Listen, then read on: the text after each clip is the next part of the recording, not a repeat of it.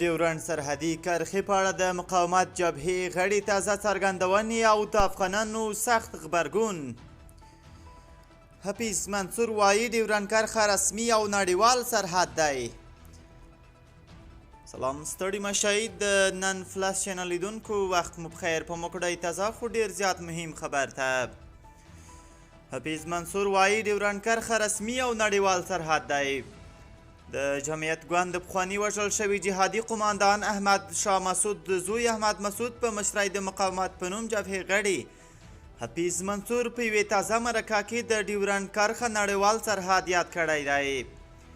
ښاغلي منصور له مو ټلویزیون سره په خپله وروستۍ مرکه کې ویلي دي چې ډیورنډ کرښه د نورو هغو منل شویو تاریخي نړیوالو سرحدونو په څیر ده چې افغانستان یې له ایران، تاجکستان او چین سره لري.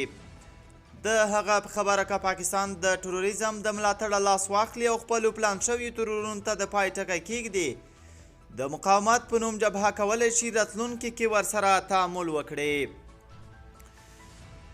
دغه خبرو ته څرګندونو ته افغانانو سخت غبرګونونه ښودلي. د پی ټي ایم غړي ذوالقرنین باچا لیکلي او په قریشو کې هم ډیر د ابوجهل خواخوږي جان اڅکزی دی او که خان اڅکزی هغسې دی. په هر قبیله او هر ټبر کې د ابوجهل غوندې یو څوک وي او خواخوږي او ملاتړي هم لري، خو تاریخ تل دغسې خلک په چاپلوسه په خاینانو او ایجنټانو معرفي کړي دي. داسې ګنګوسې دي چې شاید د واخان کومه سیمه چې د هغه مقاومت جبهې ته د پاکستان او تاجکستان لخوا سپارل کیږي، نو دغه څرګندونې هم له هغو سره شاید تړاو ولري. کمال ناصر اصولي هم په خپله فیسبوک پاڼه لیکلي چې وړې خولې او غټې خبرې.